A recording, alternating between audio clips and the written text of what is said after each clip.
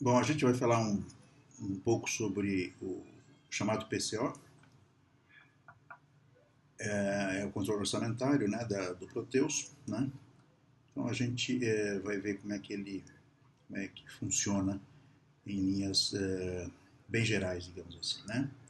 Mas o PCO pode ser visto como um agente que fica monitorando todas as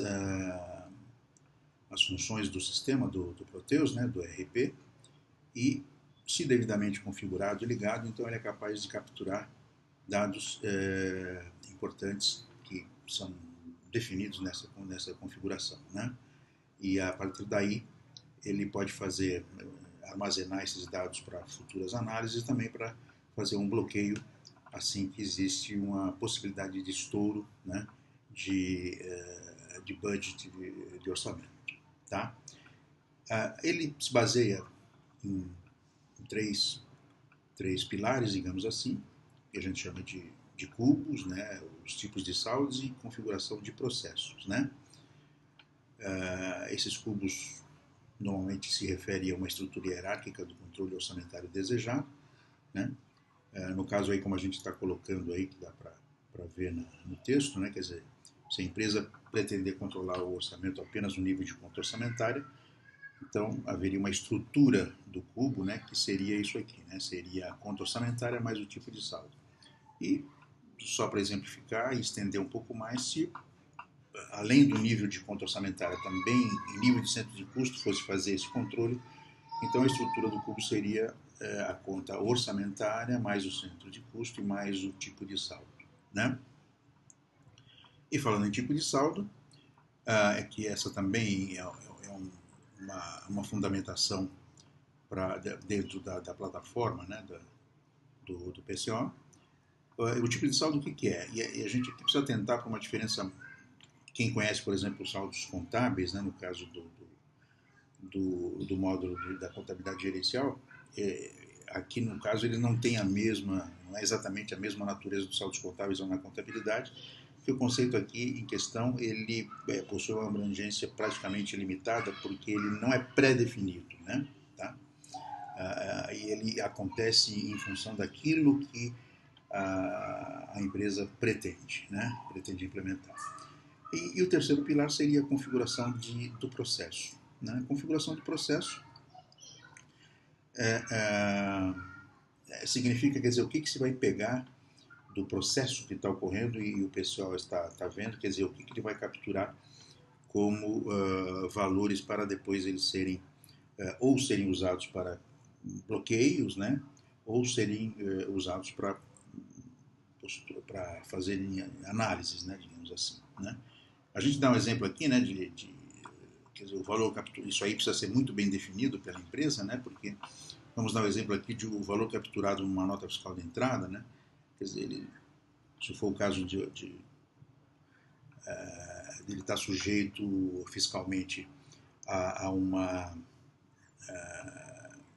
a um tipo de tributação em que ele pode se creditar do ICMS, né? Então, quer dizer, esse valor capturado na nota fiscal de entrada, haverá subtração ou não do eventual crédito de ICMS do valor total da nota fiscal. Essa é uma decisão que, na hora de fazer a implementação, que é definida pela empresa, né?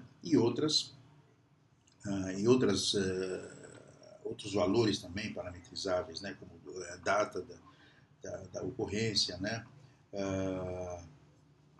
O tipo de planilha que está acontecendo, enfim.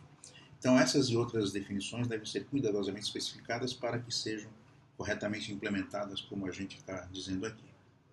Tá bom? Então, basicamente, essa, uma visão muito geral, é isso aí o que o PCO faz. Né? Tá bom? Então, a gente vai partir aqui agora, a gente já está aberto com o pessoal, então a gente vai vendo, por exemplo, agora aqui na prática, o que seria o cubo. Né? O cubo, esses cubos gerenciais, né? O que eles representam? Eles representam, quer dizer, a instrução que a gente dá para o sistema de como é que ele deve criar essa estrutura, essa hierarquia, como ele deve configurar e como ele deve fazer o tipo de bloqueio, né? Quais são as regras que ele vai obedecer para ele fazer esse bloqueio, porque elas não são fixas, elas são configuráveis, né? Então o pessoal, quando ele vem praticamente sem nada, né? Porque tudo é construído. Então vocês estão vendo aqui que o cubo 01, né, tem essa configuração, conta orçamentária, centro de custo, tipo de saldo, né? Depois vem as configurações do que a gente vai entender, como é que a gente vai fazer o cálculo do que é previsto e como vai fazer o cálculo do que é realizado. E depois o tipo de bloqueio, né? Que a gente define a configuração do previsto, do real, o tipo de apuração, se é mensal, se é quinzenal, o nível de comparação, aqui a gente está fazendo no nível de centro de custo, e como nós vamos considerar o saldo, se é acumulado ou não, né? Nós temos também aqui o tipo de saldo, como eu falei para vocês, e ele é completamente livre, digamos assim, não está restrito a nada, é completamente definido pela empresa, pelo usuário, né? Que define como é que vai usar. Então aqui como exemplo tem um saldo de contingência, de empenho de contingência, emissão de pedidos de compra, orçamento realizados, né? E aqui nós vamos mostrar como é que se faz a planilha orçamentária, que na verdade seria realmente o que é o orçado, né? Aquilo que está previsto para aquele conjunto hierárquico de conta orçamentária e centro de custo, como é que o sistema registra isto no sistema. Então aqui a gente vai mostrar isso aqui. Aqui nós temos um pequeno plano de contas, né? Nós temos apenas, tem a estrutura dele toda e depois o centro de custo é que cada conta representa. Vocês vejam aqui que aqui a gente já calcula, né, o que está acumulado por centro de custo no período de 2019, tanto para a primeira conta ali para a segunda, né? E a gente traz toda a árvore, vamos dizer, da contabilidade ali. Ok? Bom, e além disso, outra coisa que a gente precisa montar no sistema é definir o processo, quer dizer, o que a gente vai pegar, quais são os valores que a gente vai pegar do processo para a gente fazer o lançamento, o que a gente chama de integração, né, no PCO, né? A gente vê aqui, para cada função do sistema a gente consegue formatar uma configuração, né? Então aqui no caso dessa nota fiscal de entrada a gente tem os campos e que a gente vai definindo, né? Evidentemente aí com alguma linguagem, um pouco de linguagem mesmo de computação, aqui no caso a DVPL que se chama, né? Então se faz a configuração, né? Do que a gente chama de lançamentos por processo, né? A gente vai ver agora, a gente vai fazer, verificar o que já existe, a gente vai fazer chamada aqui a um relatório do sistema e a gente vai ver o que existe já no sistema. Aqui a gente fez o seguinte, a gente já tinha colocado, para não perder tempo, porque às vezes é um detalhe muito técnico, né? E o que importa aqui é a gente mostrar o conceito. A gente criou a planilha, como vocês viram lá, criou com os valores distribuídos ao longo do exercício de 2019, né? Tendo uma conta orçamentária, pelo menos duas que a gente colocou lá, e 2 centros de custos sob essas contas orçamentárias, né? E a gente fez algumas movimentações que vocês verão, tá bom? Então a gente vai tirar um primeiro relatório do cubo, né? A gente vai chamar aqui, mas a gente tem aqui ter atenção no seguinte: a plataforma em que o Proteus funciona, ele é uma plataforma não exatamente para mostrar o cubo no sentido como a gente conhece, digamos, no mundo, eu vou chamar OLAP. Esse OLAP vocês podem entender que é o mundo mais ou menos de BI, né, de Business Intelligence, né, quer dizer, que é uma plataforma que vai contemplar um banco multidimensional, como a gente chama, que é diferente de um banco que ocorre num RP, que é um outro tipo de tecnologia, digamos assim. Então, é possível a gente fazer consultas aqui via relatórios no PCO, mas ele não é muito, digamos, muito amigável, né? Ele não é muito inteligível para a gente demonstrar o próprio cubo que ele monta, porque o cubo uma estrutura um pouco mais complexa do que simplesmente você fazer, você colocar tabelas ali, né? Como a gente faz normalmente num relatório, por exemplo, um relatório de clientes com as suas duplicatas e tal, isso é relativamente fácil, né? Aqui no caso não é. Então a gente vai mostrar como é que ele é. A gente seleciona o cubo, né? E aí precisa responder às vezes a muitos parâmetros, né? Então aqui eu vou fazer até o final do ano, né? Quando a gente imprime, então ele vai perguntar de que conta até que conta, de que centro de custo até que centro de custo, né? Ele vai filtrar o tipo de saldo, né? Então a primeira, esse aqui que a gente está mostrando agora é o realizado, o primeiro foi o previsto. E aí ele monta.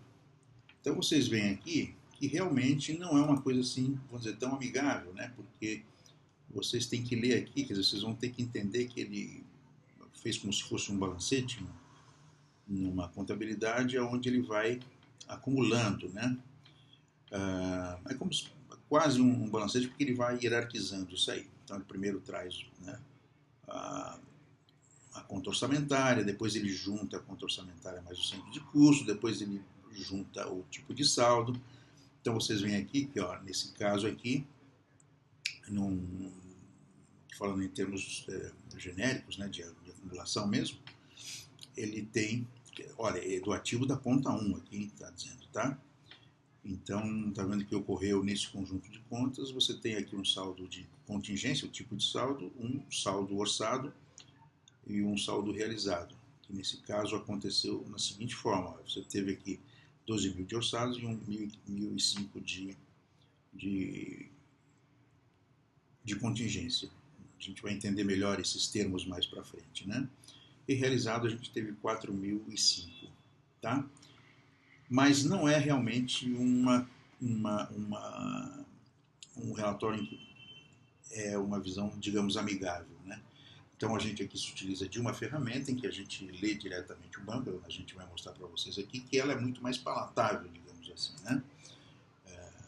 Então vocês verão que essas informações elas vão vir com um sentido muito melhor para se tomar decisão, muito melhor para gerenciar, né? Porque já te dá uma visão muito boa, tá vendo? No caso é essa ferramenta, existem diversas ferramentas, a gente utiliza esta, e vocês veem aqui, que ela já, olha só como ela já traz, inclusive aqui eu estou trazendo por trimestre, né? Coisa que a gente não tem lá, né? Não é nativo no PCO, você não separa por trimestre, na verdade. Aqui a gente já consegue fazer isso, né?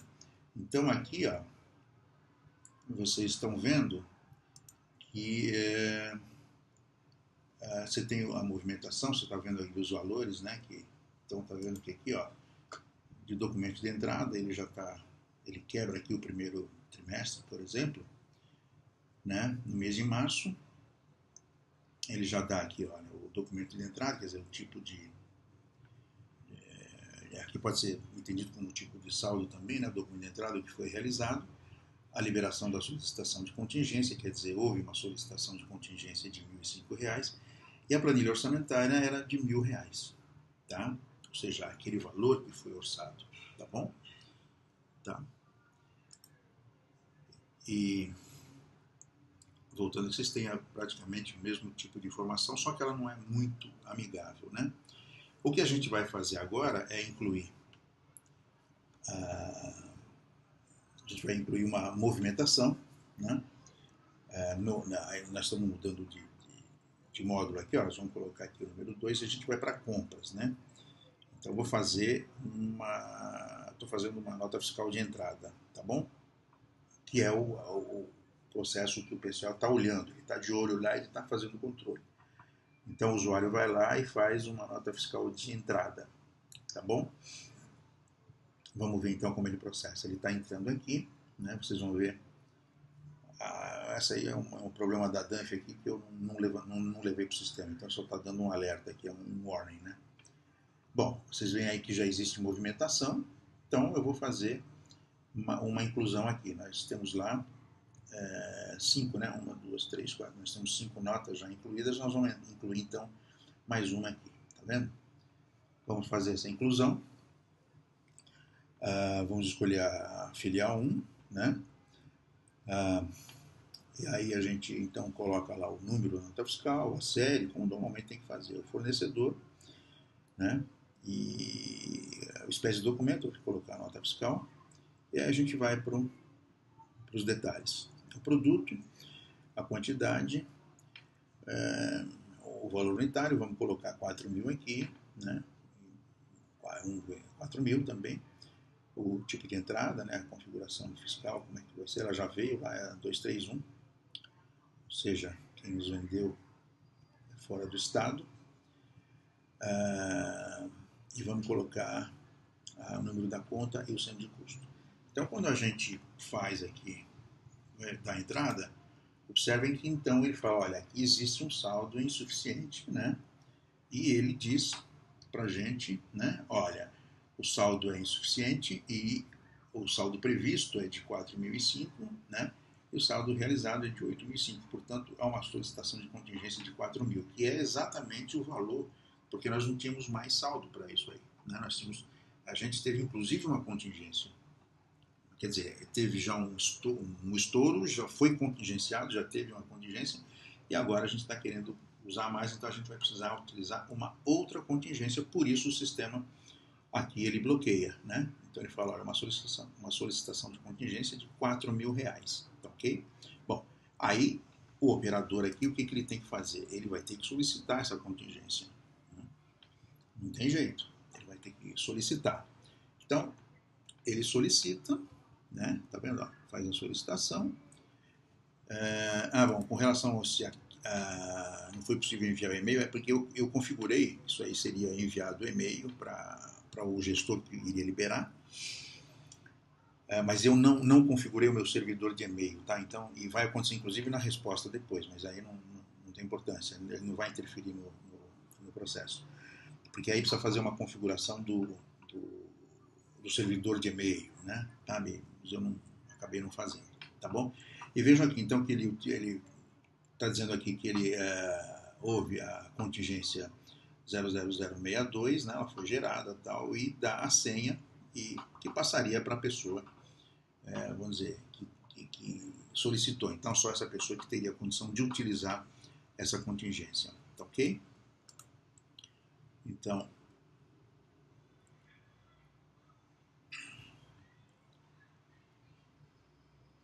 vamos lá.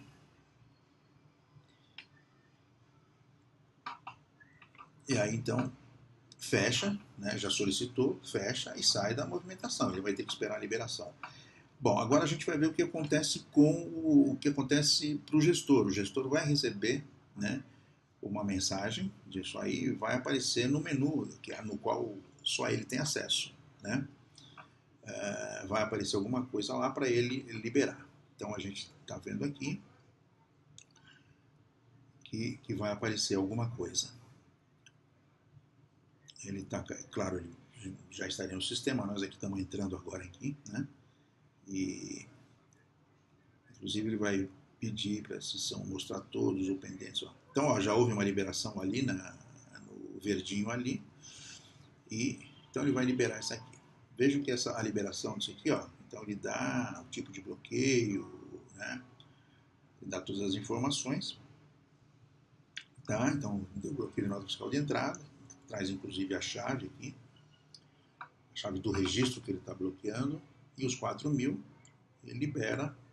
Ó, aqui é quando ele vai devolver, né? Para quem ele vai devolver.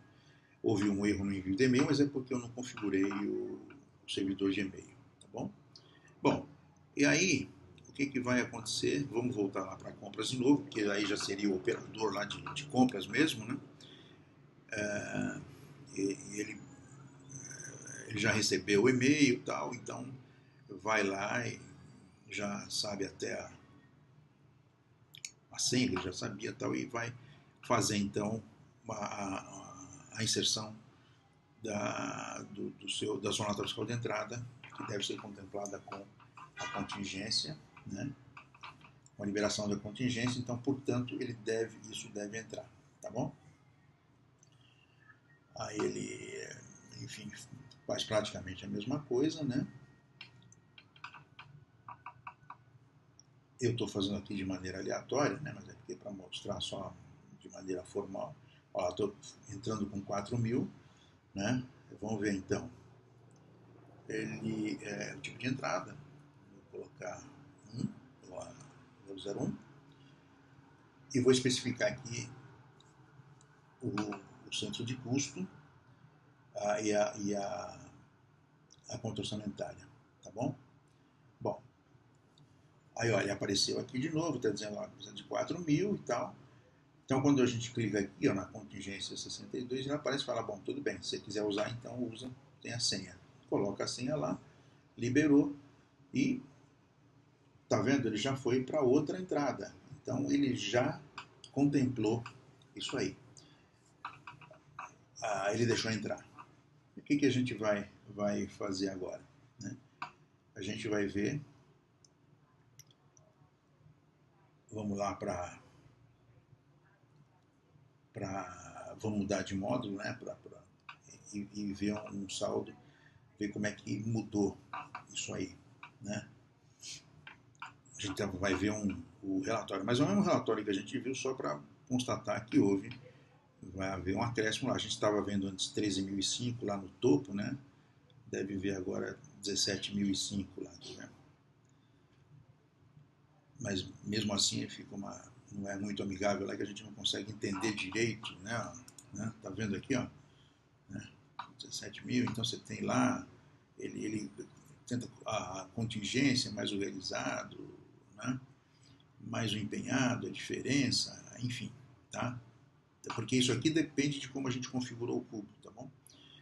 Então tá aqui, ó, né? Contingência, não sei se vocês lembram, mas a contingência antes tinha 1.005 e com mais esses 4 que entraram, ficou 4.005, então ele registrou, né?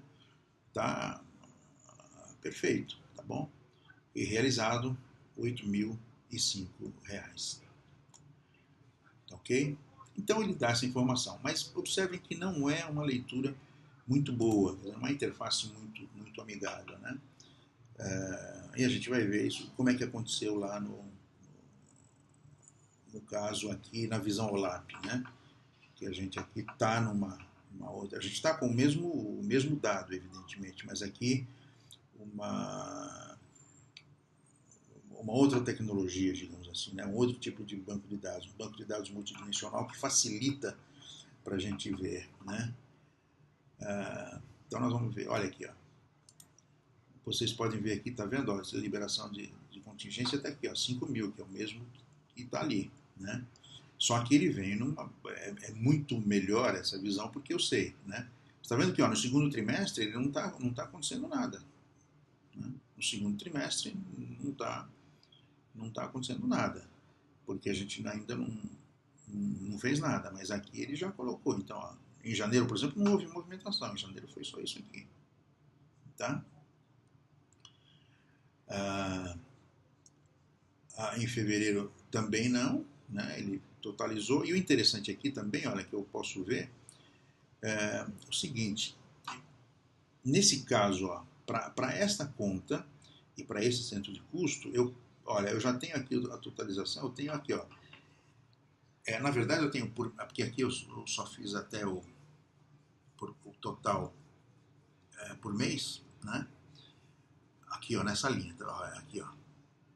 Então eu tenho, aqui em março ele diz ó, que houve um estouro de 2.000, no caso de fevereiro não houve e de janeiro também não houve. Mas vocês vejam que no trimestre, aqui no fechamento do trimestre, então eu estou zerado. Quer dizer, nesse período aqui, eu não tenho mais nada para essa estrutura hierárquica, né? Desta conta mais esse centro de custo. Aqui não tem mais nada. Se acontecer mais um movimento, nesse caso, vai sofrer contingência também. Vai ter que ser pedida a liberação de contingência, né? Então essa é o básico de funcionamento do sistema. Então vocês veem que isso aqui é muito fácil dessa visão. E é claro que esse aqui é uma interface, a gente não mostrei aqui só para também para ser mais prático, mas é uma interface drag and drop, como a gente chama, que a gente arrasta tal e faz as composições praticamente sem você parametrizar, mas simplesmente você ordenando colunas e linhas de como é que você quer mostrar, né? Então é muito mais fácil. Depois, eventualmente, se quiser, olha aqui, ó, tá vendo? Porque aqui você tem, como é que eu posso fazer o drag and drop? Porque eu tenho as medidas, isso aqui é um conceito específico de estrutura OLAP, que nas medidas, né, eu tenho aqui só o valor que me interessa, aqui no caso, o valor do movimento orçamentário, depois eu tenho as dimensões, que são as entidades, as estruturas orçamentárias, os identificadores, o período, o processo e o tipo de saldo, né? Tá vendo como é que ele fica aqui? Isso aqui tudo é montado via drag and drop, então é muito mais fácil. Tem a parte aqui também que eu não mostrei, mas é a parte, ele já associa alguns gráficos, né? Mas evidentemente quando você vai fazer gráfico, você precisa saber exatamente como é que você quer a sua visão e qual o tipo de gráfico mais pertinente. Nem toda visão que a gente tem aqui a gente pode, vamos dizer, colocar no gráfico, que às vezes vai ficar. Se você, por exemplo, se coloca muita informação aqui, muitas linhas, você pode, aqui a gente pode colocar teoricamente 3.000 linhas, e se com isso você for fazer 3.000 linhas, digamos que são subdivididas em essas estruturas, elas são separadas, vamos dizer, você vai juntando no outro nível e dá, sei lá, 200 níveis, não, 300 níveis, vamos dizer, essas 3.000 linhas são divididas em 300 níveis, que você vai ter, então, 10 conjuntos. Então, se você fizer nesse caso, por exemplo, um gráfico de pizza, por exemplo, ainda dá para ler. Mas se você inverter, né, quer dizer, se você tiver 300 estruturas dessas, né, quer dizer, com 10 linhas cada uma, aí já para você fazer um gráfico de pizza não seria a melhor coisa, tá? Então é preciso ter critério para isso, mas essa interface ela já dá posição, ela já faz uma série de gráficos aqui, os mais tradicionais, e pode ser montados outros, né? Daí vamos dizer on demand, sob demanda, né? Tá bom? Então basicamente é isso. Ó, tá vendo? Eu aqui estou abrindo mais por linha. Olha que interessante, né? Na verdade, o que a gente fez aqui? A gente abriu por linha. Desculpa, por dia, né? Então tá vendo o que aconteceu? Ó, o documento de entrada aqui de fevereiro, que teve uma movimentação, e de março. Olha só março aqui, né? Como é que a gente teve, né? Tá vendo? A gente teve várias movimentações, né? E vejo que ele vem separado aqui. Eu sei o que é documento de entrada, realmente é o valor do documento de entrada. Vocês veem que pode observar que essa liberação de solicitação de contingência aqui, ó, esses 4, tá vendo? Aqueles 4.000 estão aqui, ó. Então eles foram liberados no dia 18/3 e eles estão aqui. Então tá vendo que é uma visão muito melhor, né? E que você monta como você quer, né? E você não precisa responder aquela série de parâmetros que você tem que responder quando a gente faz a solicitação de qualquer informação que a gente faça no Proteus. Você vai ter que preencher alguma coisa lá, né? Qual é a conta orçamentária, da onde até que, de qual conta até que conta orçamentária, de qual centro de custo até qual centro de custo, qual tipo de saldo e tal. E aqui a gente já consegue fazer isso também, só que de uma maneira drag and drop, tá bom? Então, é isso aí, tá bom, pessoal? Qualquer dúvida, aí é só a gente vai resolver aí, tá bom?